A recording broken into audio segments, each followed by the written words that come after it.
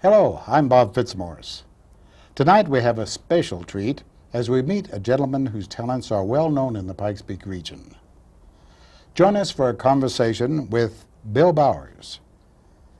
Bill was born right here in Colorado Springs in 1903. He's been a musician, an officer in both the Army and the Air Force, and has been a leader in many different phases of photography. Bill, let's start by telling how your parents or grandparents settled in this area. Well, my grandfather arrived here in 1868 and as a chemist and assayer, and was employed by Stratton and Penrose, and he was the incident that worked with Stratton in assaying the ores that were brought out of the Independence mine. And then he also went from there as a teacher of chemistry and assaying in Colorado College. My father came in 1898 as an instructor in music, head of the music department at Colorado College. And then he and my mother were married in 89, and my mother also taught chemistry in Colorado College. So my roots run rather deep in Colorado College. Clear back to the history of Cripple Creek's gold, isn't it? That's right, back into the beginning of great. gold at Cripple Creek. Did you grow up here in Colorado Springs? No, I left here in 1906. We went to California, where we stayed until 1920, and then moved to Arizona. My father was head of the music department for the San Diego School District. And then in 1920, there was an uproar in the school system in California, and my father went to Bisbee, Arizona, where he was head of the music department there. And that's how I happened to end up at the University of Arizona. I see. Well, my grandfather was a very close friend of Stratton, and I have a piece of furniture that Stratton had given to my grandfather at one time. It's a small unit for mining samples. A very beautiful little piece of furniture. A real keepsake. Yeah, a real keepsake. Yeah, you bet. Well, what was Colorado Springs like when you came back and saw it? What kind of a town was it in those early days? Well, it was a very interesting town. In 1916, my grandfather had died because there was a great storm and an epidemic flu, and he died during that epidemic. So I came to live with my grandmother for a year and a half. And Colorado Springs was a very quiet little town with streetcars and coal wagons and bakery wagons, and your milk was delivered in bottles. As some of us, the old timers, remember, you dip the cream off the top of the bottle. And Jackson was the north end of the city. The west end of the city was not too far east of Wasatch, perhaps maybe 6 or 8 blocks. It was a barren country from there back. I'd say there were maybe 20,000 people in Colorado Springs. But the interesting thing was the streetcar that ran from the north end of Colorado Springs over to Manitou. The one they're trying to revise now. That's right, yeah. Mm-hmm. Yeah. Was that heavily used then? Well, rather, it cost you a nickel to ride it. A whole nickel? One of my favorite stories is I left home one day, and I wanted to go over to Manitou. And I got on the streetcar and had paid my nickel and gone about 2 blocks. And the lady next to me, she said, "You know, I heard the end of the world is coming tomorrow." Well, I jumped off of the streetcar and ran home, scared to death, you know. So, but apparently it didn't. Obviously, that wasn't a correct right. rumor. Yeah. Mm-hmm. Well, let's get back to some of your activities in San Diego. Mm-hmm. I understand you were interested in radio in those early days. Yes, I built a crystal set in my early days in 7th and 8th grade in grammar school, for instance. And I had a very nice set. I learned the Morse and the Continental codes to some extent. Well, I was listening. One of my interesting things is I was listening into the crystal set one evening, and I heard a voice come over the set, and it said, "Hello, hello, 1, 2, 3, 4." And I thought somebody was outside my bedroom window and scared me to death. And I ran out into the dining room where my dad was sitting, and he said, "What happened to you?" I said, "I heard somebody talk over the crystal set." And he said, "You're crazy, you can't do that." Well, to prove my point, 2 years later, the Popular Science magazine came out with an article about 2 destroyers that were in the San Diego Bay, and they were testing what they called the Audion tube, which was the first voice carrying radio at that time. And it would prove the point that I actually did hear it then. They were talking between these 2 destroyers, and I had just accidentally happened to pick it up. Well, we found out, of course, later that voice could be heard over a crystal set if it just happened to be tuned at the right spot. Oh, weren't you lucky on that? I was very lucky, but I was glad I could prove my point. Uh-huh. I understand you had another experience on the California Tower while you were in California. Yes. In the San Diego has small, not very heavy earthquakes, but my 8th grade class went over to visit. This was 1916. It was the World's Fair in San Diego, 1915. Was a very wonderful fair, and they built what they called the California Building, which had a beautiful Spanish architectural type tower.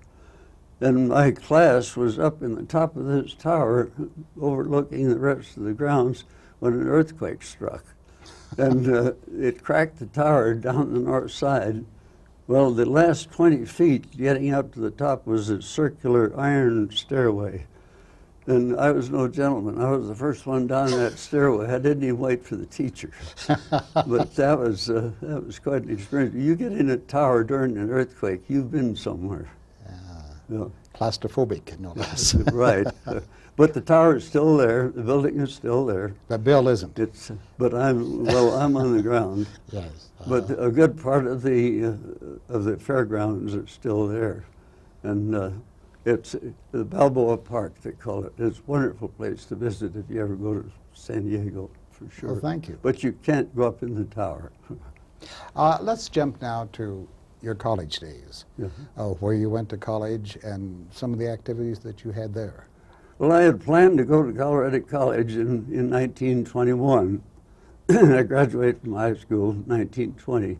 I was either going to go to Colorado College or Northwestern. Well, the banks closed in 1921, and nobody had any money. And being in Bisbee, Arizona at the time, I decided to go to the University of Arizona. That's how I happened to land there, and that was 1921. And it was a school of 2,500 people. Today, it's almost 40,000. Slight It difference. has increased. Yes. What are some of your memories from college? Well, in those days, we had hazing as a freshman, and they shaved your head, and the sophomores did things like that. They've cut all that out. And we had fights in the cactus garden and a few interesting things like that. It was a real good educational unit at that time, even though we had the usual college problems. Well, I heard some rumors that you were a musician of note in college. Well, very few notes, but I might be called a musician.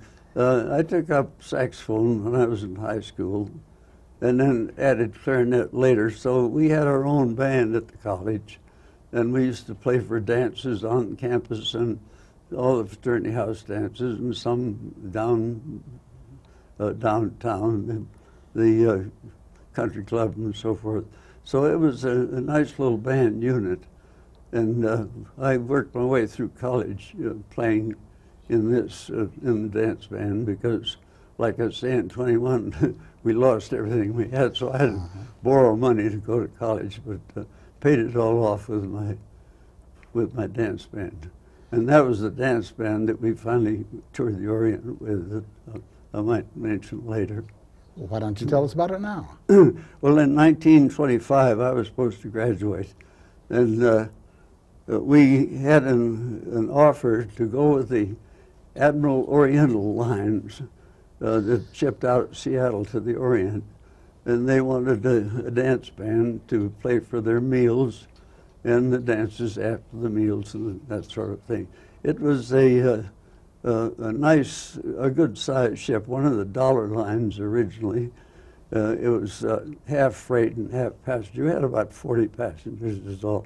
But we shipped out of Seattle bound for Japan, and we got out short ways into the Pacific and hit one of those nice Pacific storms. So we had to go up through the Alaskan Peninsula over to the Chamkatsa Peninsula, going down Japan, and our first stop then was in Yokohama. Well, we toured Japan and China and the Philippines, and played at many of the big hotels. We would radio ahead maybe 2 or 3 days before we got into, for instance, in Shanghai, we'd radio ahead, and they would put up signs and say the Arizona Collegians, the singing band, as we were called in those days, would play for a dance on such and such a date. So we would play for 3 or 4 nights there, and then we'd ship out to the next one.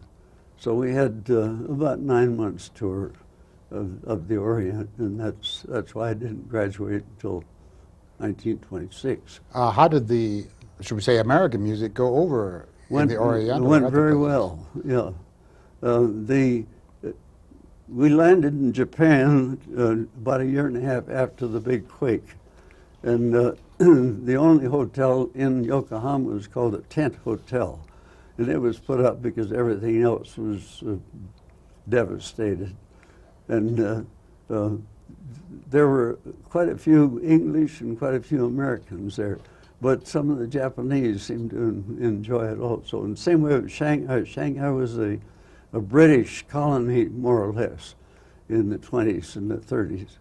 In this day, before microphones, how were you heard? We had little megaphones that, if you remember Rudy Valley. Rudy Valley holding them? You might remember, but the rest of you kids around here wouldn't know anything about Rudy, but he invented the megaphone. But it was a lot of fun. Yeah. While you were still in college, understand that you met and dated one of the beauty queens. Yeah, my wife was chosen as a beauty queen. Every year they chose one girl out of the unit that would be the beauty queen for that year.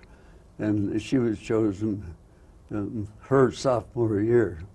And I started dating her then in her junior year, actually. And we dated for a couple of years. Now we were married in 29. She graduated, I graduated actually in 26, and she graduated at the end of 28. We were married in 29. And what kind of job did you have then when you got out? When I got out of college, I was in the brokerage business. And 1929 was the big crash in October.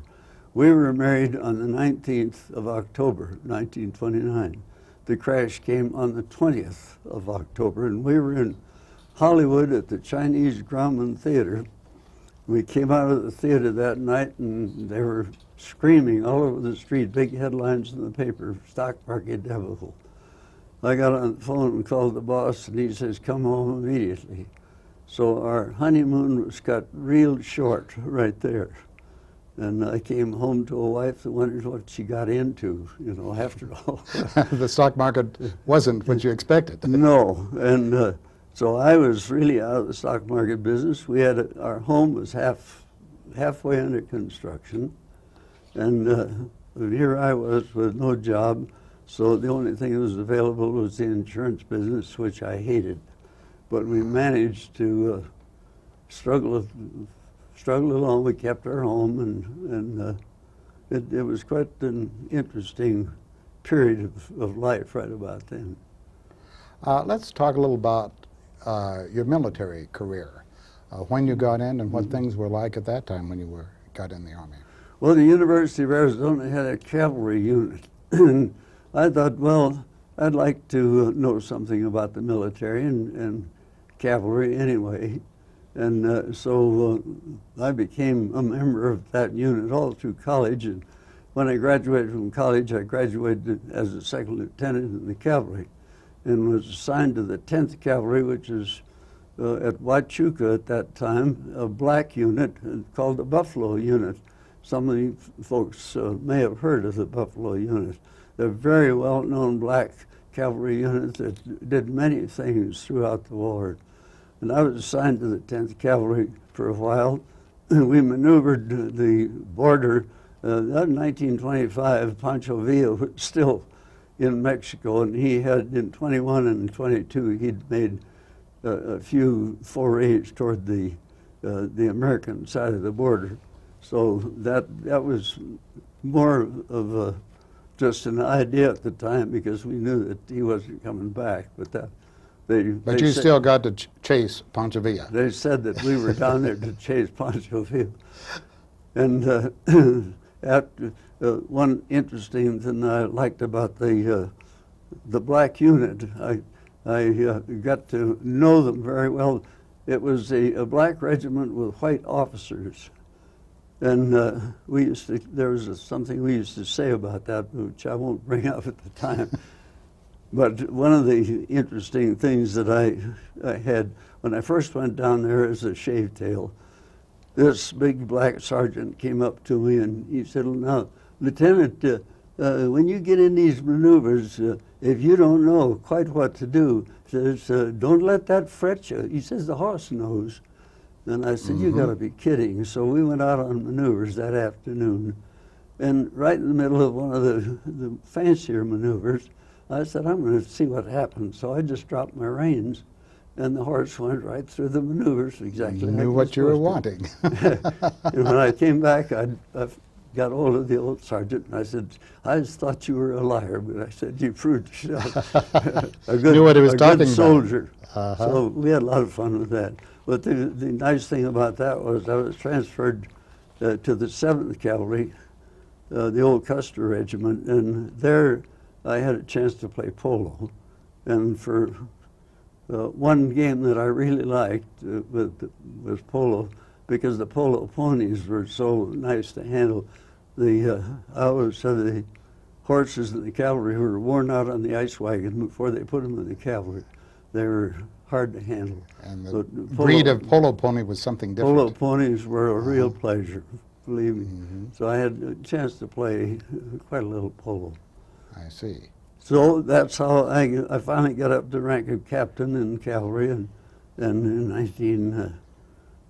when the war broke out, of course, I was primed to call, but naturally, the typical Army maneuver, they put me into anti-aircraft artillery.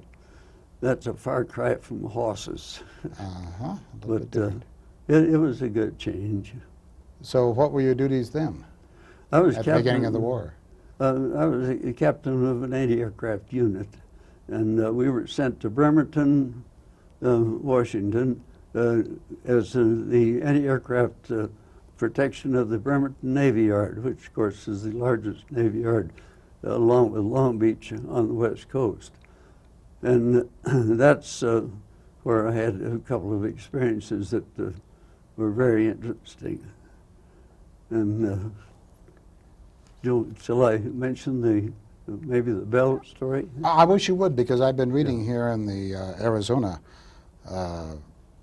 University magazine. There is a story in here that has a picture of you with a bell, and it says, "The Bill Who Saved the Bell." There is a story there. Tell it to us. Well, that talk about fate, strictly fate from ground up. I needed some electric gongs for my gun positions that were scattered all around the Navy Yard and Fort Lewis and McCord Field, which were in Tacoma and a little farther north. I needed something. We expected the Japanese to come in any minute, but I didn't have any immediate warning other than telephone, and sometimes they didn't work well, to warn these outlying gun positions. So I went to the Navy Yard, a good old Navy Yard that supplied the Army with a lot of things that we didn't have. And went to the salvage yard, and the head of the salvage yard told him what I wanted, and I was looking for some gongs, and he said, I don't have anything like that, but he said, speaking of bells, I want to show you something. And he took me back to, there was a big pile of brass casings that had just come from the Battle of the China Sea. And there was a 6-foot wooden crate right about the middle of them. And I went over and pulled a slat off the side of the crate, looked inside, and it said this tremendous great big bell in there, and it said Arizona 1916. And I said, what in the world is this? And he says, this is one of the 2 bells off the battleship Arizona. And I said, what are you going to do with it? And he said, well, we're going to melt it down with each casing. I said, the hell you are. And I went immediately to the captain of the Navy Yard, whose name was Captain Rowbottom, which I thought was very appropriate for a captain of the Navy Yard. And I told him the story. I said, here I am, graduate of the University of Arizona. The state of Arizona or the university ought to be allowed to have that bell, and we're not going to melt it down. So I called the president of the university. He called the governor of the state, Governor Osborne. Governor called the Secretary of the Navy in Washington, and I have a whole stack of correspondence on this whole thing. And they went back to the university, and I said, I think it ought to be at the university. The bell is made of copper and silver from both metals from Arizona to begin with, which I didn't realize until studying a little further. So after a long discussion and many correspondence back and forth, the Secretary of the Navy said, yes, we will let Arizona have it after the war is over. So they took it out and they hung it in the Navy Yard and let all the new recruits come in and ring the bell. And he said, now after the war, you may have it.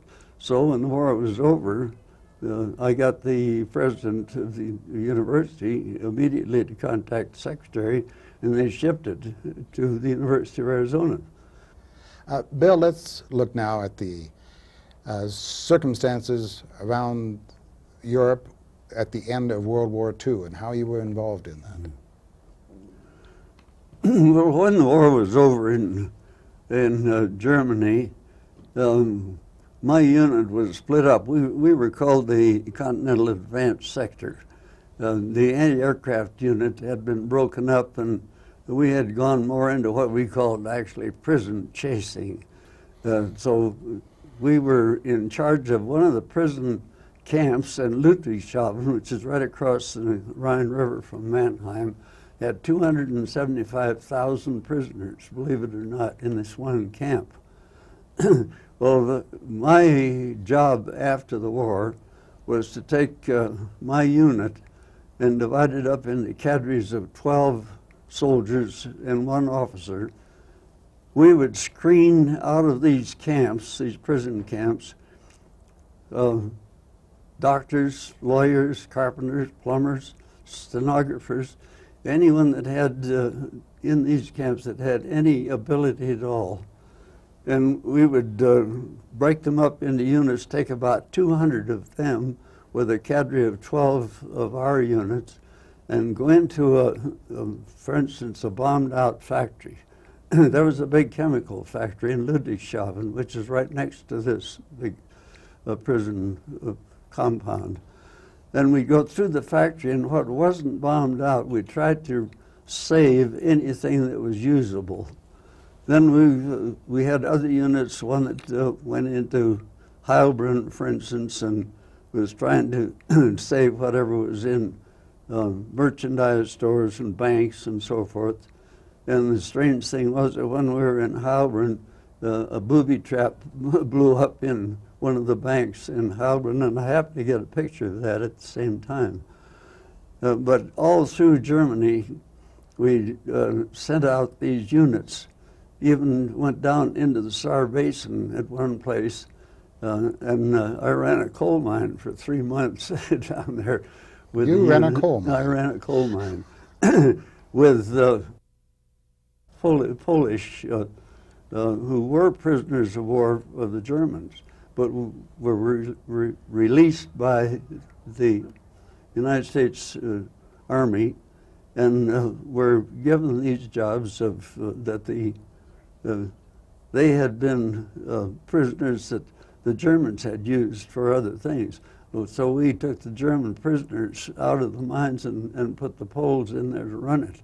Well, of course, I knew a whole lot about running a coal mine. Then the French came in at the end of the 3 months' time, took over the whole Saar Basin for the second time in their life. And this Lieutenant Colonel, French, called me in the office one day and he said, "I'll give you guys 24 hours to get out of here." Well, we were 200 miles from Mannheim, had no transportation, no communication except by Jeep. And I said, "I'm not getting out of here in 24 hours, and you French can take it or leave it." And finally, we did move out, though, and turn it back to the French for the second time, as I say.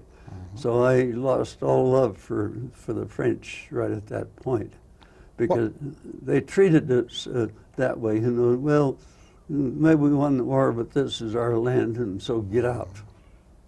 What was the reception by the Germans that you were trying to repatriate? How did they take it? Generally speaking, they were very much interested and pleased that we were taking the interest to do that. See, we went in, engineers went in and cleaned all the rubble out of the streets, so we had some first.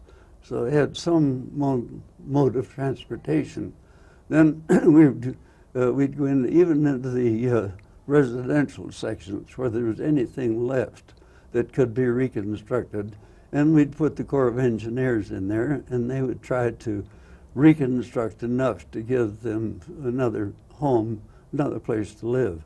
And that went on and on. As a general rule, they appreciated what we were doing. The people did.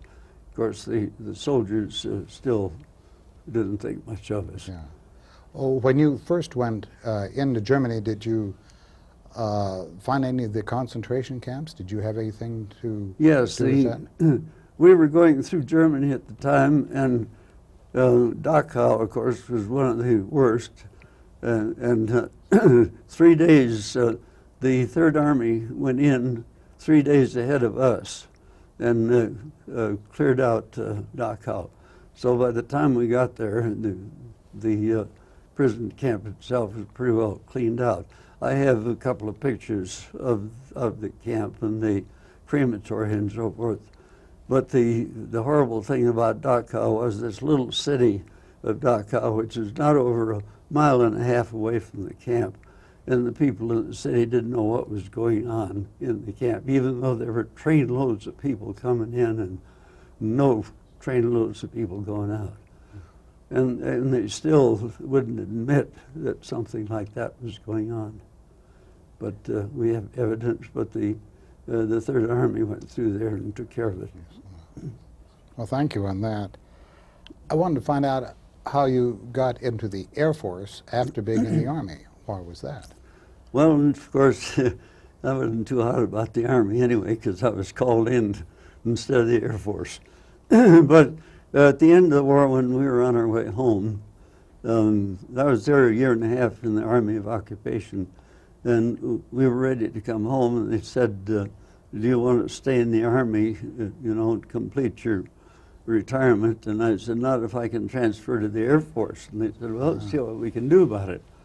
So the minute I got home, I transferred to the Air Force, which is real lucky because I had a chance to go to the Air University in Atlanta and study aerial photography so that I could lecture on it.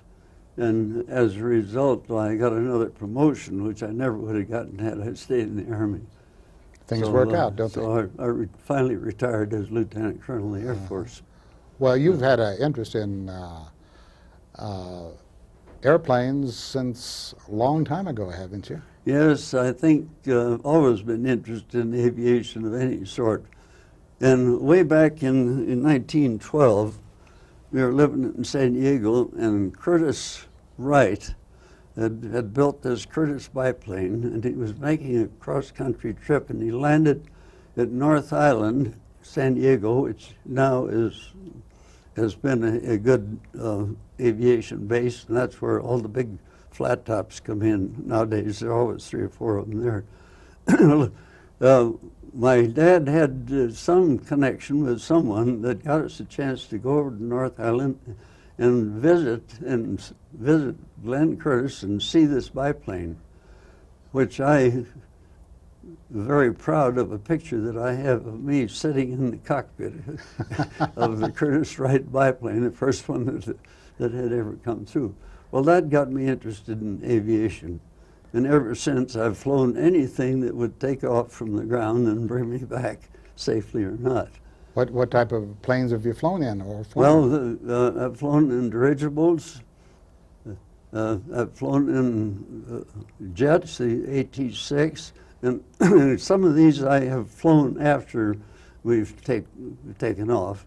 I wouldn't attempt takeoff or landings. And AT-6, which was a little observation plane that flew a lot in Germany. All the aerial shots photographs that I have, I took from that plane. This major was a friend of mine, and he had what they call the milk run. And so we went from France all over Western Germany. And so I did a lot of flying with him. I've flown gliders, I've flown hot air balloons, and the ultralight planes, which I've had a lot of fun flying. And my last one was just a recent trip to Alaska, when I had a chance to fly in a float plane. That's one that I could finally add to the list. But I think a variation of almost, of course, all the commercial planes, everything from a DC-3, which was the old workhorse for the Army, up to 747, everything in between that I've had a chance to fly in or go commercially. Well, now that you've flown in all of these, what do you have for the future? What are you wanting to do with the airplanes? Anything that'll take off the ground and bring me back. I guess, I don't know. Bill, you had quite an illustrious military career, starting with the cavalry and ending up in the Air Force. How would you sum that up? What changes did you see during all that time? I think organization and probably modification of everything. The military and the Navy, the Air Force, all branches of the service have made such tremendous changes, especially since the electronic end of it has entered into the picture. It's the military up to the end of the war was more oriented to a certain point and wasn't organized as perfectly as it is now. I think with communications and satellites and all of the modern electronic equipment has made such a tremendous change in the way military is run, the way wars are fought, that I think it's been a salvation in a way. It's been an expense, no doubt, in a way, too. But I think we've arrived at the pinnacle of production and operational procedures that they weren't even thought of even 20 years ago. And everything in the last 10 or 15 years, I think, has made this tremendous change. Well, thank you for your analysis of that. Now we're going to switch to something very dear to my heart, and I think all of our viewers will enjoy this part. Talk about your life as a photographer. And I see a smile on your face there. I know that's where your interest is in. That really goes back. Well, where does it go back to, Bill? Well, I started in I guess it was about 1912 or 13. My dad had a long 4x5 glass plate camera. It was about 1.5 feet long, and it had no bellows, but it would slide one inside the other. You'd focus on the ground glass in the back. Then you'd slip this glass plate in, and it had no shutter, not even a Packard shutter. It had a cap on the lens, so you just pull the cap off and put it back on when you figured the exposure. Then I processed everything in the sink, of course. I built my own enlarger and that sort of stuff. So then I decided I'd go into aerial photography. Well, this is my story. I started aerial photography before I was ever thought of before.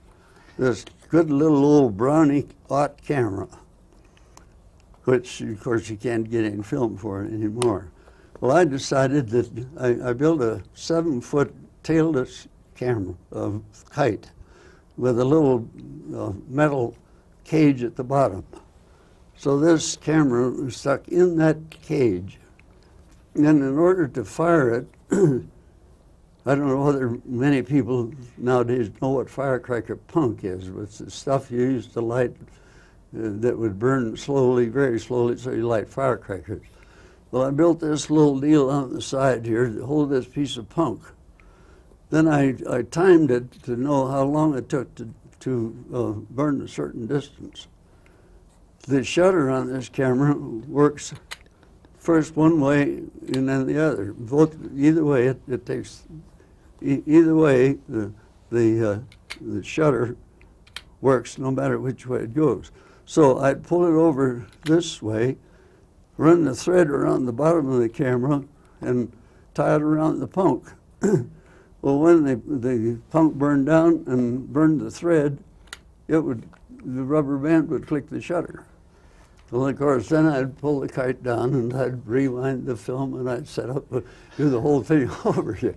That's real modern aerial photography. So that camera has been around in some early inventions. For a long time. It's my baby, and I wouldn't want to part with it. Thank you for bringing that here. That got me started into all kinds of photography. Since then, I think I've done just about everything. Did you use any photography while you were in college? Yes. For 3 years, I was the photographic editor of the yearbook, and I used to photograph all the activities, and for a while I did most of the senior class, but then they finally, the last 2 years, they had an outside photographer that did a heck of a lot better job.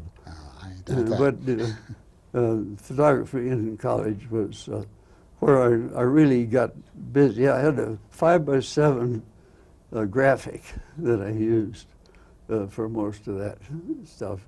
So I got acquainted with the 5x7. Then, of course, went to the smaller cameras. So you did all your darkroom work and did it yourself? Yeah, I did a lot of the darkroom work in college. Yeah.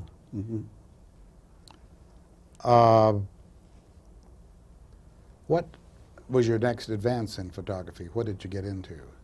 Well, it was always just a hobby. I did a lot of movies for myself, and of course I had the Graphics for a while, and speed graphics, and of course when the war was over and I went into the partnership with Lloyd Knudsen, we used speed graphics and Leicas and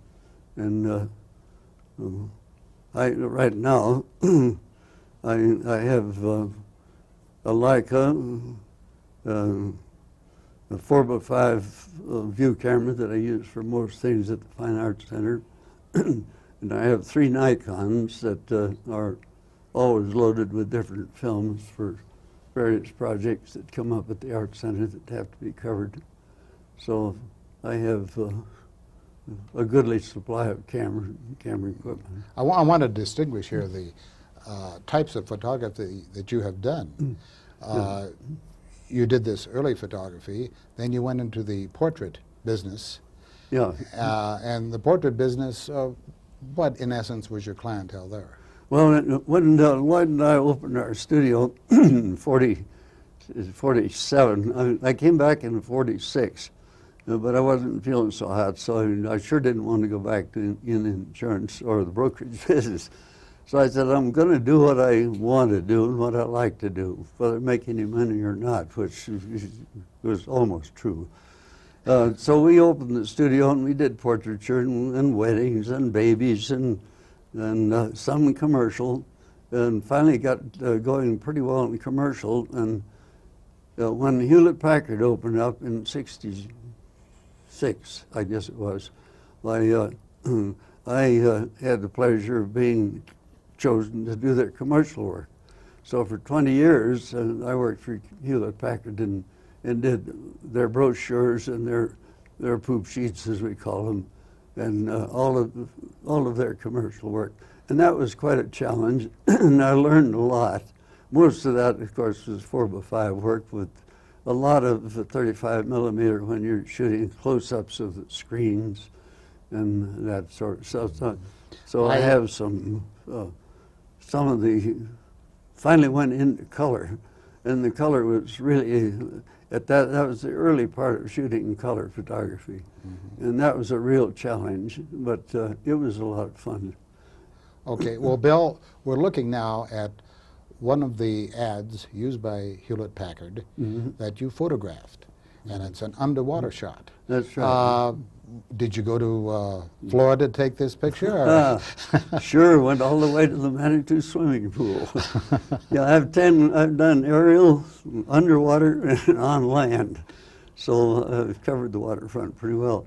But we were 9 hours in the Manitou swimming pool, and I built a water, I don't know what you call it, a water viewing screen, a box with my rollie at the bottom of the box. It was arm's length down. I stood on a step ladder, had this, which I have a picture of, we'll probably show later. This particular instrument was built for the Marines, and it had to be one it said it will go anywhere. Well, it had to go underwater, it had to go in sand and all that sort of stuff. So I tied it with a 68-pound hunk of metal to the bottom of the swimming pool, so the instrument itself was about 3 feet underwater. Then I had, my biggest mistake was I should have tied 2 corners of it to the wall so it wouldn't turn, but I didn't. Well, then I had a girl with her bikini come in and supposedly adjust it, and I had a fellow with a diving with a scuba outfit. So I have pictures of both of them. I'd get the camera all set, get focused properly the way I wanted. Then they would come in from the other end of the pool very slowly. Well, of course, the wave that they made would move the whole instrument. So we'd have to start all over again. Well, by the time we got out, even though it was warm, by the time we got out, we all had goosebumps. Because, you know, you've been in the water. How much time did you say you 9 used hours. it? 9 hours in doing this. But I got some good shots, and they even used it in Industrial magazine, a couple of them. But that was my extent of underwater photography.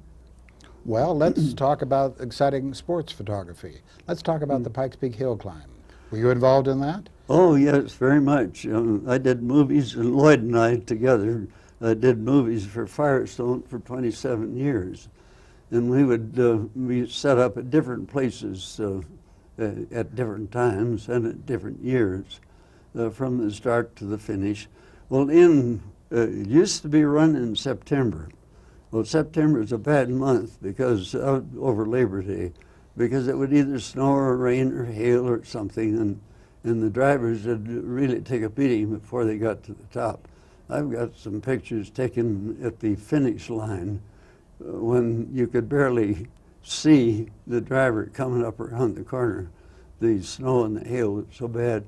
And it would be so cold that even though I used 2 cameras, had a Cine Kodak Special, which was supposed to be the best movie camera at that time, and an old Bolex.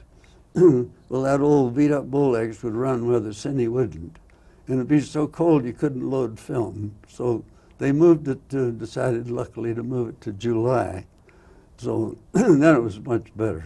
Mm-hmm. But it was a real interesting to photograph. There's one spot up there that I finally chose as my favorite. It's above halfway before it starts up the switchbacks, and you can follow the car all the way up the switchbacks, and you could hear it coming from down below, so you knew when to start shooting. Mm-hmm. And it was a lot of fun. But then also, July is the summer lightning period, and I was in Devil's Playground one year, and the lightning struck a couple of boulders about a block and a half away from me. And here I was standing there with a tripod. That woke you up. A real nice lightning rod, of course. Well, Bill, here's a photograph of one of the race cars, mm-hmm. and it has a camera on it. Yeah. Can you tell us what you were trying to do with this, and we will then show the results of it.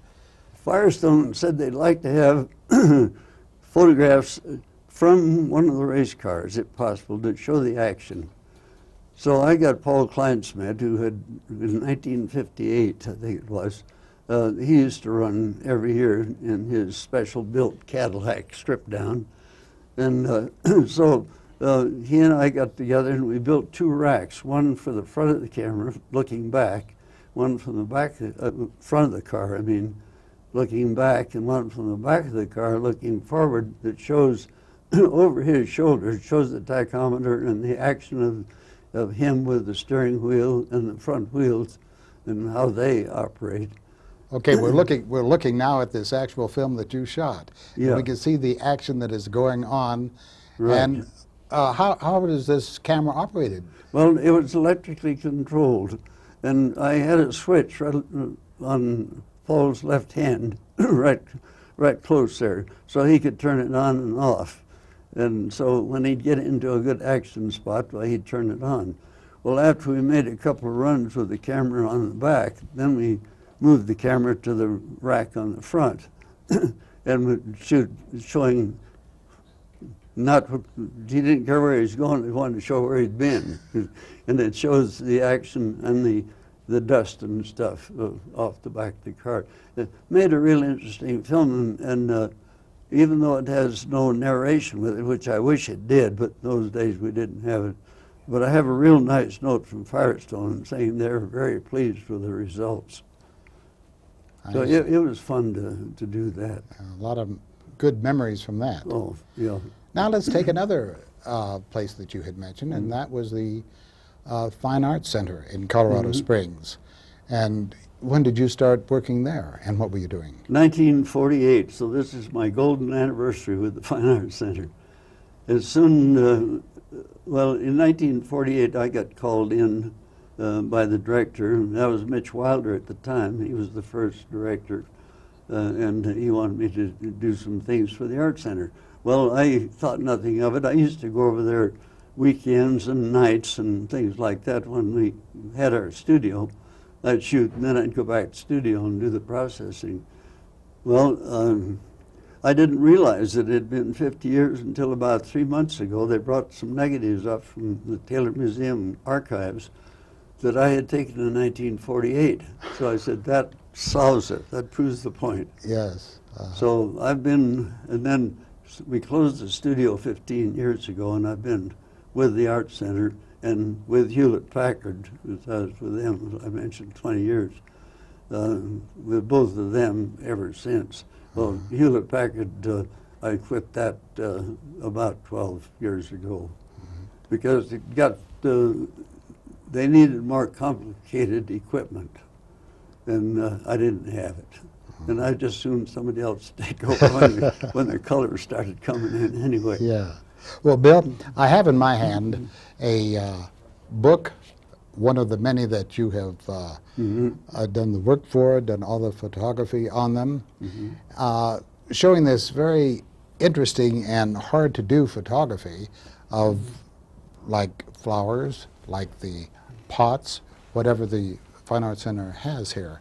Rather than trying to talk this out, let's take a few minutes here to look at some of these photographs Sure. and see some of your work All right. you took of other people's work.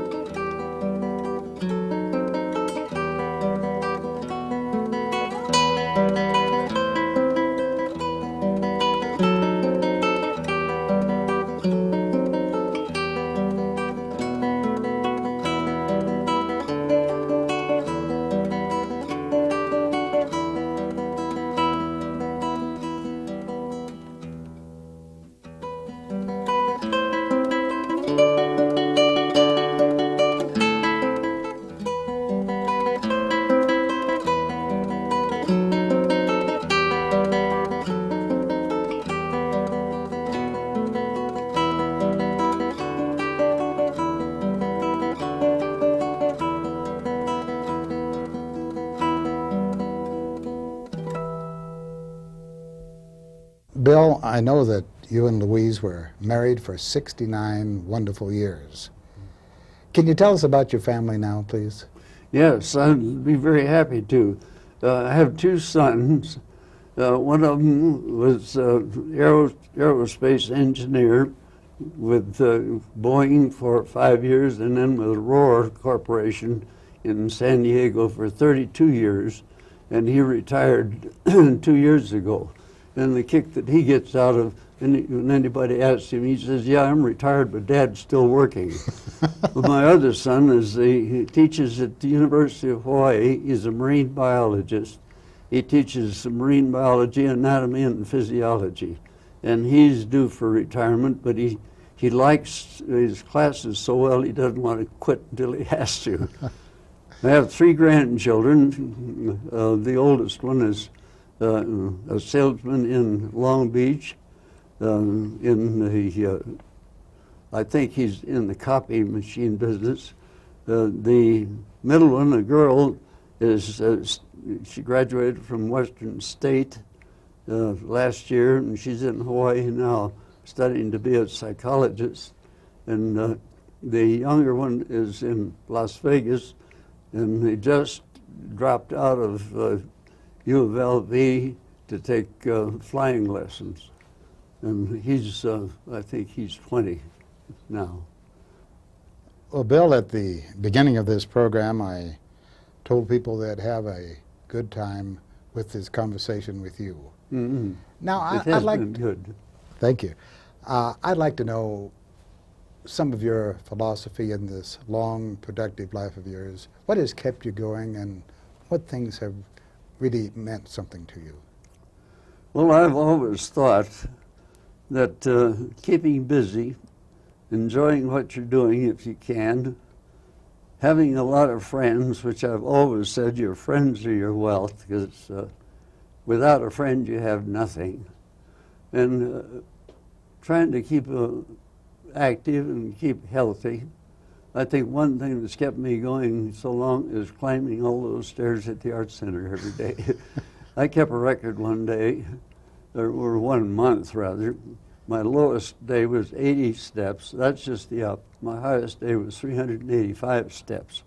I average about 200 steps a day.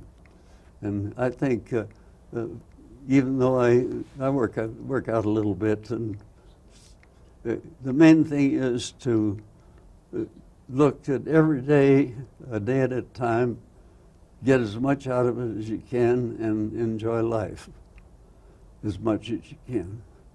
And I have one other point, which I will not bring up at this point. I was advised against it, but you can use your own, draw your own conclusions. Bill, I have 2 sons, I might add. Yeah.